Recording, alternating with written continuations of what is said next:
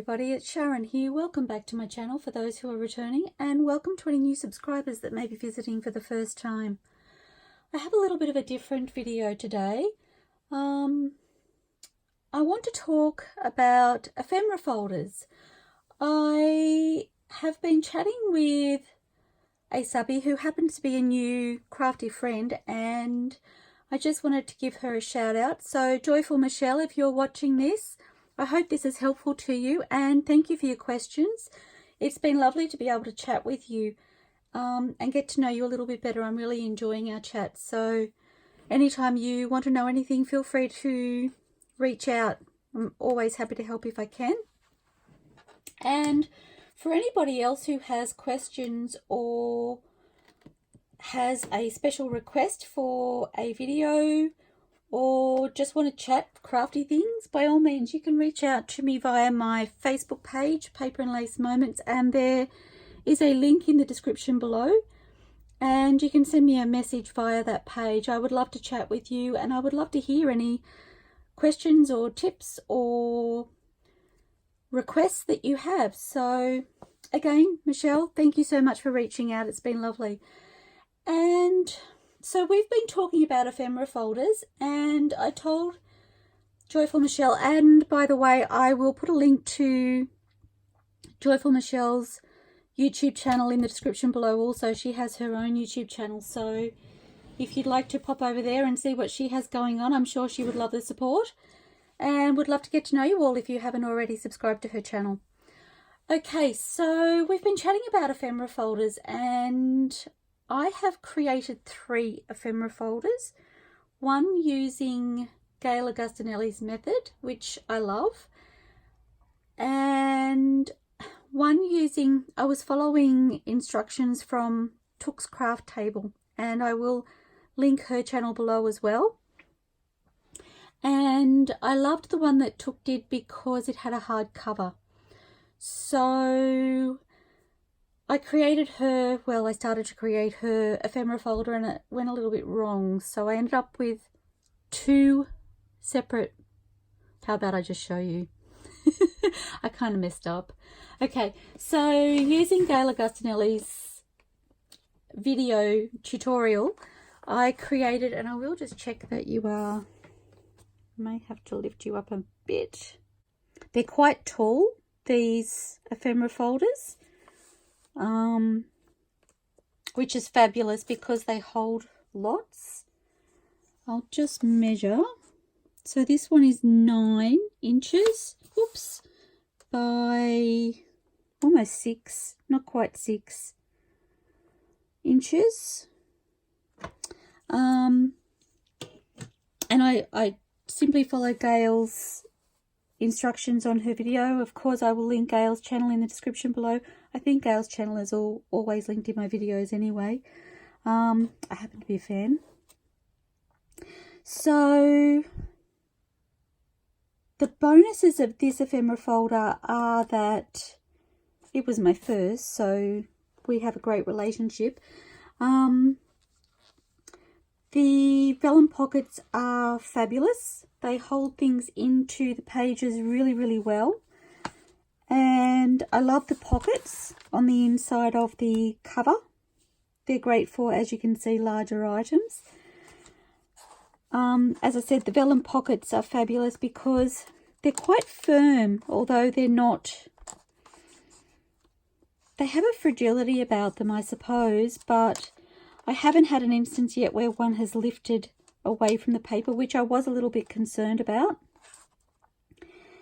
And having the softer sided papers inside the signatures gives that flexibility so that I'm actually pushing that, I don't know if you can see, but I'm pushing that open with my middle finger, which allows me room to get in and out of those. Oh, speaking of lifting, there is a little bit of lifting down there. Maybe I didn't glue it properly. Allows me to get in and out of that pocket quite easily. So they're my bonuses. Of course, I use it all the time. You've probably seen it on some of my videos. The downside was it became too small. There was that. And I've used the paper that I've used on the cover is not a terribly heavy paper. It's a paper, it's not actually a card. And so I found the cover quite flimsy, and so I don't know if you can see the movement there. I'll try and do that without moving the camera. But when I pick it up, now that it's quite full, when I pick it up, I feel like it's going to slip out of my hands. In actual fact, it may have done that. At one stage, I picked it up, and perhaps it was just the area I picked it up in. It slipped slightly. Obviously, nothing fell out, nothing was damaged, but it did make me wish that I had a more firm cover. So, hindsight with this one is that you could probably make the same style of folder using a hard cover and the same types of signatures in the middle using the vellum pockets. The only thing is you wouldn't have the double, well, I suppose you could create a double cover, but if you did just like a journal cover, which is similar to the next one I'll show you, you wouldn't obviously have the double fold out. So that was my first ephemera folder. We have a very beautiful relationship. And then I've created these two hardcover, and they were kind of created simultaneously at the same time as each other because I kind of messed up what I was doing following Took's CraftTable's instructions. My fault, not hers. And I'll show you what I mean. So they have the beautiful hardcover, very much like a journal cover. So when it's sitting on my desk, let's see if I can tip these up this way. They just look like journals on the outside. The spines are very plain, very simple, just using my calico, which is my favourite all-time fabric. And I've used AntiquePaperie papers on the covers of both of these. Again, love the papers. And then on the inside, so it's hard to show you one without the other. So I'm just going to open them up. On Took's instruction, she created pages using manila folder cardboard. So I have a page here that was meant to be destined for one of these ephemera folders and didn't quite make the cut. I got busy covering each one, and I'm pretty sure I used either the same instruction or very similar to the way Took did it. The only thing was, when I did them, I went all the way to the edge of the paper or cardboard of my substrate with the decorative paper, and in hindsight I wasn't meant to do that because that piece then folds down and attaches to the spine using glue. So you glue that down, and because I had covered that with the decorative paper both front and back, and I will tell you when I did mine, I don't remember how Took did hers, but I used double-sided tape around the edge of my paper. I then put glue, a wet glue. I think I used my fabric glue, which I have here. Oops, messy top. I used my fabric glue over the top. Sorry, in the center of the page. Then I positioned my paper onto my page, and the glue held it in place once I had it lined up according to my edges. And then I was able to lift the corners slightly and take the backing off the double-sided tape. The reason I used the double-sided tape was because it helps hold things down in place around the edges. I can get nice and close to the edges with the double-sided tape. I think this one didn't make the cut because I used a wet glue, and so it has wrinkling around the edges, which you wouldn't normally have. I certainly didn't have that on my others. So, wrong demo, sorry. These were done with the same method.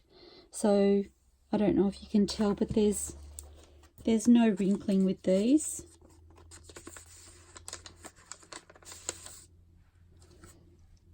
they're a nice firm page.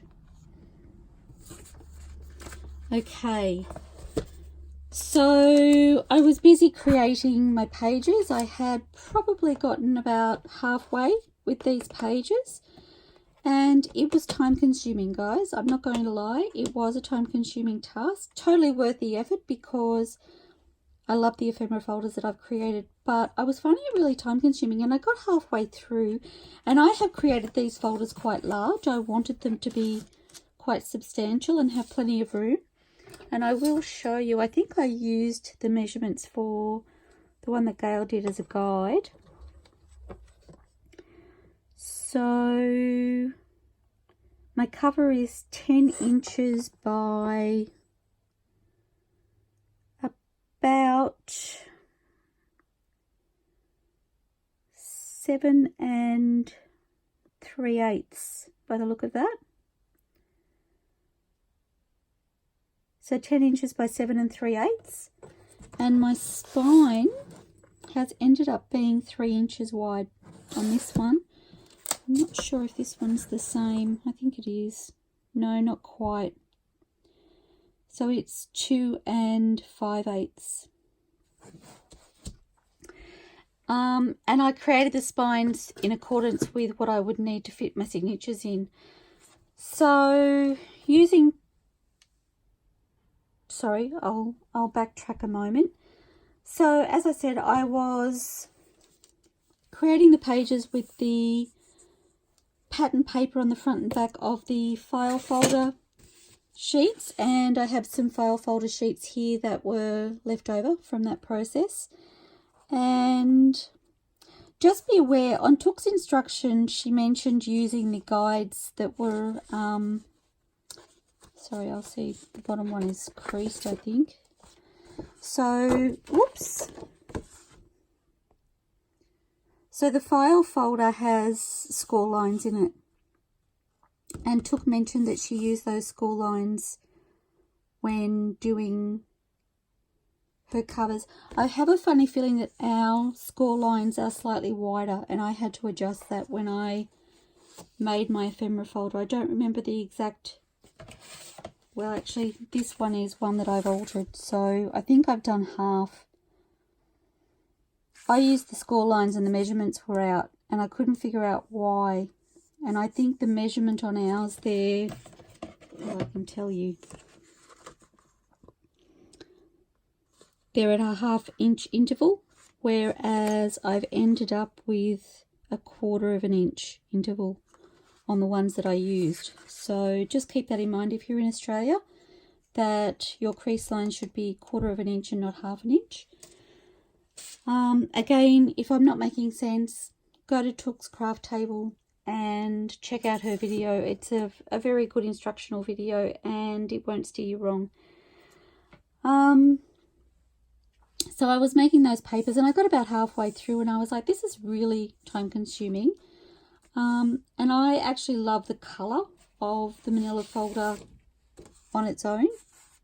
There's a creaminess to it that I really love.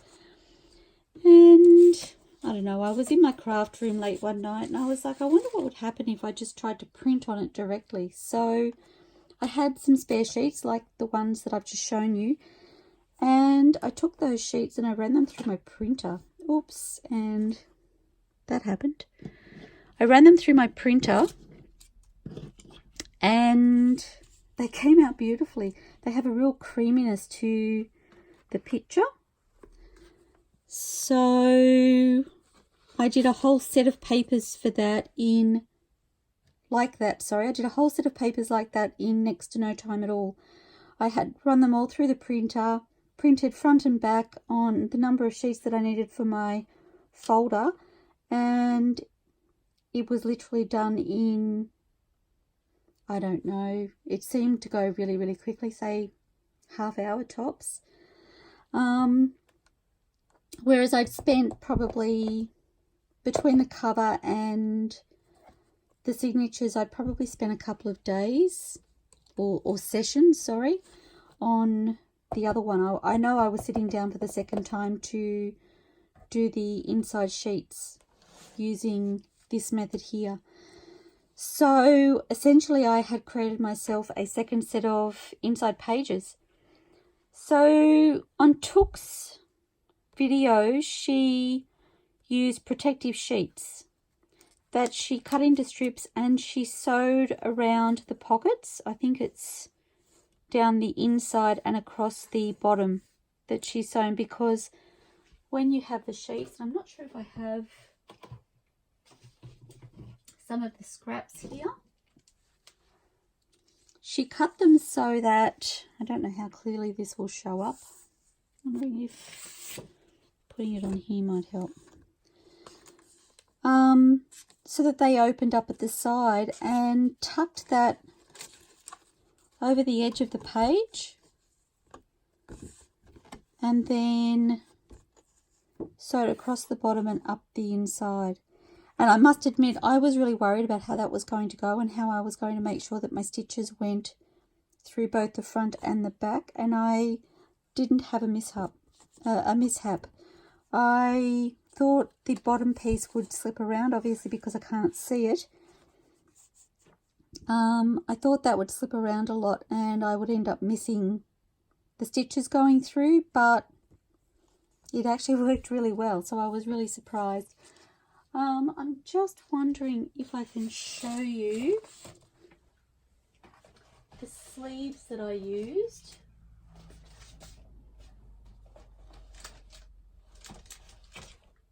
It is these. So these were the plastic sleeves that I used. They're a medium weight, so 50 microns. They're Marbic brand, and I purchased those at my local Officeworks. So whatever you have available to you. In hindsight, they're not as thick as I probably could have had them. And the downside I found to these is, as you've seen, and you can see here again, when my book is laying flat, I have pieces that, can you see that? They slip out. So I found I sort of need to angle my book to turn the page to try not to lose things. And I'm just...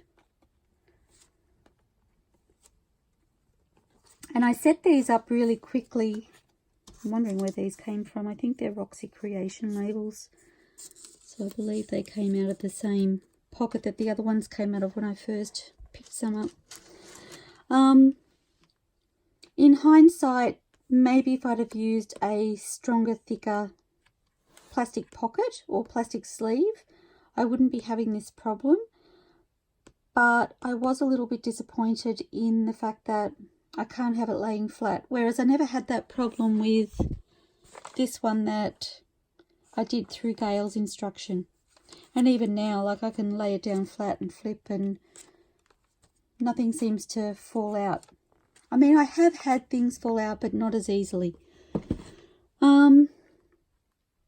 I do love the fact that my backing paper or backing manila folder has the same or similar flexibility to it as the first ephemera folder that I showed you, and that makes it a little bit easier to get in and out of the pockets. In hindsight, perhaps if I had made the plastic sleeve pockets with this firmer backing, I wouldn't be having this problem of them slipping out, so that may be my error. But I love the style. I love the fact that I was able to print straight onto the sheets. And I did have these cut to size. And I put them through my printer that size. If you're not comfortable doing that, you could always cut them to an A4 size and run them through the printer and then cut them to the size that you want for your book. I wasn't actually sure it would work going through at that size, but my printer coped perfectly well with it, so that was great. Okay, so the pros and cons of that I've shared with you. Love the hard covers. And then this last one, I do love the fact that these sheets are firmer, but they don't have the same flexibility in getting in and out of the pockets. So with this one here, I've attached the vellum to create the pockets. And because I was actually going to not use these sheets. These are the sheets that I have taken these decorative papers right to the edge. I was going to actually repurpose them and use them for journaling cards or something like that, and all of a sudden I went, maybe I could create a spine. So I don't know if you can see there. I don't know what this type of spine is called. So it's basically using, I don't know if you can see, a strip of paper that's been folded over, and the pages fit in between the folds, and that's what holds it in place. So I managed to get away with using the sheets that I had made for the purpose I had made them for, and creating myself an extra folder. Okay, so now that I've gone through all of that, a couple of things that I would say is that I think if I were to create a new one, I would definitely go with a hardcover. I just much prefer the hardcover. They sit really well on my desk. Not that the other one doesn't, and I can show you that. It does stand upright quite well. It does have a bit of an alligator mouth. Let's see if I can stand this one next to it. I don't know. I just like the sturdiness of the hardcover. I could create pockets inside the cover if I choose to do that. I haven't gone down that path yet. I've not long made these last two ephemera folders, so I haven't really had much time to use them or really test them out, but I do prefer the hardcover. But I do like the softer pages in here. So I would either use the scrapbooking paper on the inside, cut to size, and you could sew them in like a normal journal and just have a single sheet of scrapbooking paper per signature and have, you know, several signatures in there so that you get all of your sheets. Or you could use Tooks CraftTable's method and glue them in, which is what I've done with this one, I believe. Oh my goodness. And that's the dilemma I'm having. I should have known. I tricked myself.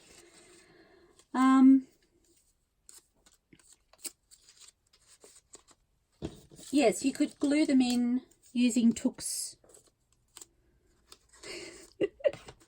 At least it's an easy cleanup. Tooks CraftTable's method. Or you could create a spine similar to this one using the folded hidden spine. But I do prefer the flexibility in the file folder that's been printed on compared to the one that I've covered using the printed paper. It's still the same paper. It does have a different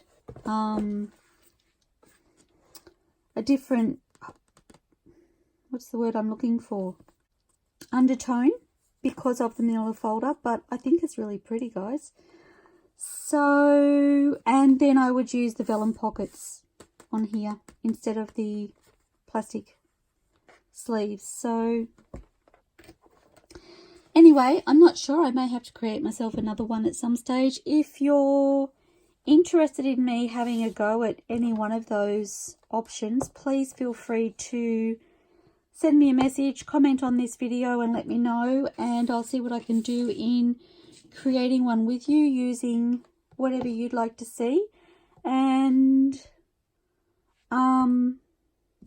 we can try it out together. Anyway, I hope this helps you in some way, Michelle, in creating your own ephemera folder. I can honestly say that they have been amazing to be able to use them in my crafting, to have them sitting nice and close at hand. I do have them just to my left on my desk all the time, and I just love them. So again, feel free to message me with any questions, ask away. I'm happy to help if I can. And I look forward to talking to you all soon, everybody. Happy crafting. Bye for now.